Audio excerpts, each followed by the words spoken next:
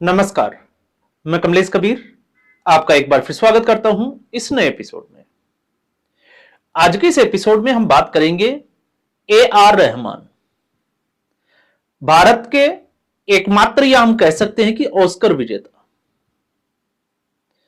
अपने आप में एक ब्रांड और एक तरीके से भारत के लिए गर्व महसूस कराने वाला व्यक्ति अचानक से सुर्खियों में आ गया। और सुर्खियों में इसलिए आ गया क्योंकि बीबीसी एशिया को एक इंटरव्यू दिया और इंटरव्यू में ऐसे आरोप लगा बैठा जिसकी कतई भी जो है वो जरूरत नहीं थी और किसी को भी उसकी स्वीकार्यता नहीं है। तो आखिर आज के संदर्भ में अगर हम इस वीडियो को देखें तो सच्चाई यह है कि इस देश में चल क्या रहा है। क्योंकि एक तरफ कर्नल पुरोहित है, लगभग 8 साल जेल में रहा, लेकिन जेल से बाहर आकर भी वह कहता है कि भारत मेरा देश है और मैं भारत से प्यार करता हूं। तो दूसरी तरफ हामिद अंसारी, इसी देश ने भारत का राजदूत बनाया और इसी देश ने 2 बार उपराष्ट्रपति भी बनाया। और उपराष्ट्रपति बनने के बाद में वही व्यक्ति जो कुछ भी बोलता था और अब वो ये कहता है कि उसको खतरा है। किससे खतरा है आप सोचकर देखिए, जबकि उसको बंगला भी मिला हुआ होगा और उसको सुरक्षा भी मिली हुई होगी। तो अगर कोई व्यक्ति जिसको सुरक्षा घेरा मिला हुआ हो और वो व्यक्ति ये कहे कि उसको खतरा है, तो आप समझ सकते हैं कि वो किस भावना का शिकार है। और एक ए आर रहमान, तो इसलिए अभी भारत के लोगों का रहमान डकैत का जो भूत है, जिसको हम कह सकते हैं कि वो उतरा भी नहीं है। अक्षय खन्ना की जो फिल्म आई रहमान डकैत सिनेमाघरों में अभी भी चल रही है और लोगों के ऊपर एक तरीके से उसका भूत सवार है। तो अब जो है वो ए आर रहमान, या हम कहें कि अब जो है वो डकैत के जिस भूत की हम बात कर रहे हैं, तो अब बकैत के भूत की भी हम बात करते हैं। सच्चाई क्या है पहले हम थोड़ा सा उसको समझते हैं और इस देश की समस्या क्या है हम उस पर भी आते हैं। सच्चाई यह है कि ए एस दिलीप ये बचपन का नाम है। हिंदू या हम कहें कि सनातन संस्कृति में पैदा हुआ बच्चा मुसीबत में आ जाता है, और मुसीबत किसके नहीं होती, आप और मैं जब ये बात कह रहा हूं तो क्या हमने मुसीबत नहीं झेली, या आप लोग जो है वो जो सुन रहे हो क्या आप लोगों ने कभी जो है वो मुसीबत नहीं झेली? तो मुसीबत सबके आती है। हजरत सूफी के कांटेक्ट में आता है और उसके बाद में इस्लाम धर्म अपना लेता है, उसका नाम हो जाता है ए आर रहमान। ये भारत की संस्कृति है। और उसके बाद जिस तरीके से सफलता की एक से बड़ी एक ऊंचाई, और फिल्में आपको याद होगी, ताल फिल्म की हम बात कर सकते हैं, रोजा फिल्म की बात कर सकते हैं, स्लम डॉग मिलेनियर की बात कर सकते हैं, या फिर उससे भी बड़ा, क्योंकि ए आर रहमान कंपोजर भी है, तो मातुजे सलाम या फिर वंदे मातरम। तो आप सोच सकते हैं कि कद जो है वो कितना बड़ा है। और किसी भी व्यक्ति का सफलता का अंदाजा लगता है कि उससे कितने लोग प्यार करते हैं, कितने लोग उसके फॉलोवर हैं, कितने लोग उसको चाहते हैं।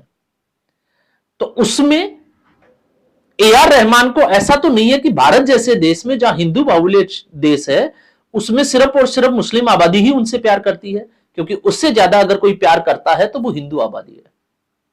और अगर हिंदू आबादी प्यार नहीं करती तो एक मुस्लिम जो है वो दिलीप कुमार ऐसे ही नहीं बन जाता, एक लड़की जो है वो मधुबाला ऐसे ही नहीं बन जाती। ये भी हमें याद रखना चाहिए। और ये इस देश की खूबसूरती है कि हिंदू बाहुल्य होने के बावजूद यहां पर राष्ट्रपति जो है वो एपीजे अब्दुल कलाम बन सकता है, उपराष्ट्रपति हामिद अंसारी भी बन सकता है, और प्रधानमंत्री के रूप में 2 कार्यकाल पूरे करने वाले डॉक्टर मनमोहन सिंह प्रधानमंत्री भी बन सकते हैं। तो कभी डॉक्टर मनमोहन सिंह ने तो यह नहीं कहा कि वो इस देश में असुरक्षित महसूस कर रहे हैं, जबकि आबादी कितनी है। मुसलमानों से तो सही सिख धर्म के जो मानने वाले हैं उनकी आबादी कमी होगी, लेकिन फिर भी यह जो है वो फैलाया जाता है। तो इसमें आगे की जब हम सच्चाई की बात करते हैं तो आप सच्चाई में देखिए, प्रॉब्लम कहां क्रिएट हुई कि 8 साल से उनको काम नहीं मिल रहा। अब यह बड़ा इंपॉर्टेंट है कि 8 साल से काम नहीं बढ़ रहा। तो अगर किसी व्यक्ति का कद इतना बड़ा हो जाए कि लोग उसके पास जाने के पहले 10 बार सोचे कि ए आर रहमान जो है वो उसके लिए तैयार भी होगा या नहीं होगा, तो आप समझ सकते हैं उसके बजाय वो नए कॉम्पिटिटर जो आते हैं वो उनकी तरफ ज्यादा जो है वो जाता है। और ऐसा हर किसी के साथ होता है, चाहे वो अभिनेता हो, चाहे सिंगर हो या कोई भी हो। और आपको याद होगा, क्योंकि अकेला ए आर रहमान ऐसा नहीं है, यो हनी सिंह क्या तूफान लेकर आया था और फिर अचानक से कहां चला गया। हिमेश रेशमिया, आप छोड़ दीजिए, उससे भी बड़े नाम सोनू निगम, एक अजान के ऊपर टिप्पणी की थी, क्या हाल हुआ था सोनू निगम का, वो सोनू निगम से अच्छा कोई नहीं बता सकता।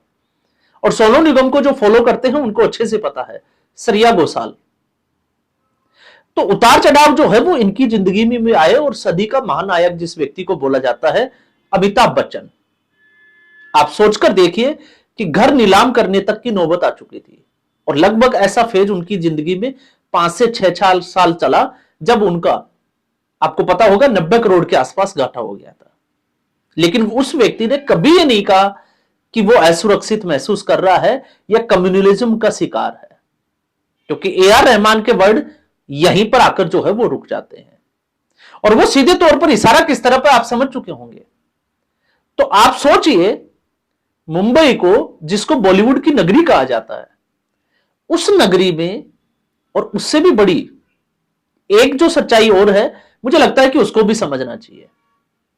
बाला साहब ठाकरे, कट्टर हिंदुत्व की छवि वाला व्यक्ति, और उस मुंबई की नगरी में सलमान खान, आमिर खान, नसरुद्दीन शाह और ए आर रहमान जैसे लोग इतने बड़े लेवल पर आ जाते हैं कि उनको जो है वो पद्म विभूषण तक मिल जाता है। तो आप सोचकर देखिए, आप 8 साल को छोड़ दीजिए, उस वक्त कौन सा पावर सेंटर चेंज हुआ था। उस वक्त तो सरकारें जो है वो इन्हीं की थी, क्योंकि या तो बीजेपी रही है शिवसेना के साथ या फिर कांग्रेस पार्टी रही है। और उससे भी बड़ी बात यह है कि बीएमसी में तो लगभग 25 साल से जो है वो ठाकरे परिवार का कब्जा था। अब नहीं है, वो अलग बात है। और ऐसी स्थिति में अगर ये लोग पनप जाएं तो आप समझ सकते हैं कि खतरा यहां नहीं है, एक्चुअल में जो है वो हीन भावना है, उसका शिकार है।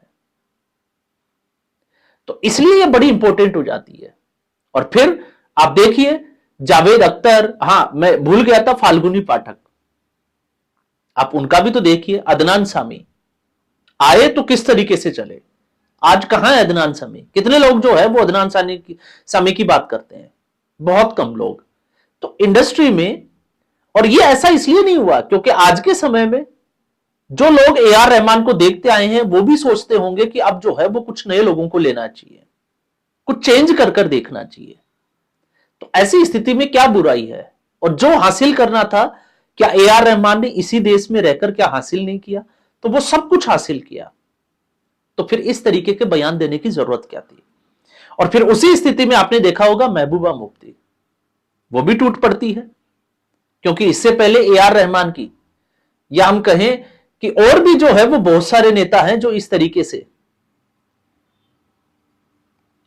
के बयान दे चुके हैं।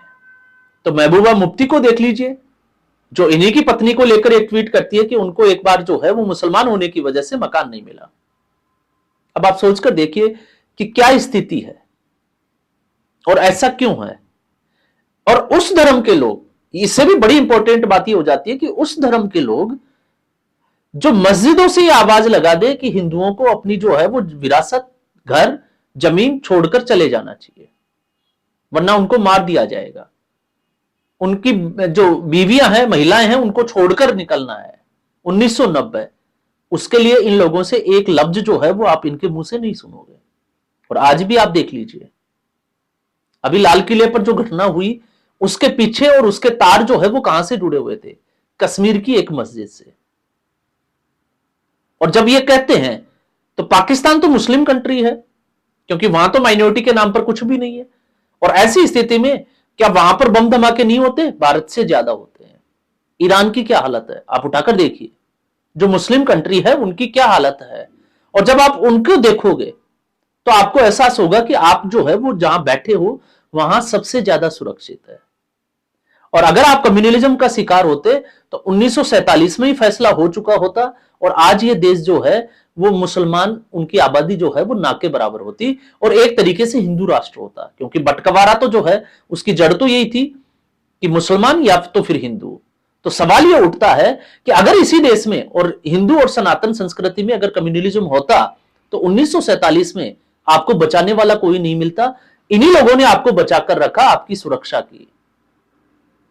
तब आज जो है वो स्थिति ये हो गई है कि बांग्लादेश से ज्यादा मुस्लिम भारत में है।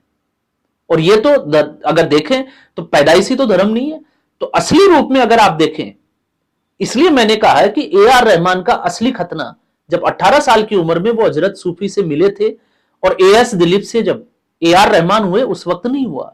असली खतना जो है इन लोगों की मानसिकता का वो अब हुआ है। तो ये एक सिर्फ और सिर्फ जो है वो मानसिकता है इस देश में। तो आज के एपिसोड में बस इतना ही। उम्मीद करूंगा वीडियो एपिसोड आपको पसंद आया होगा। वीडियो को लाइक करें, शेयर करें, चैनल जरूर सब्सक्राइब करें। धन्यवाद।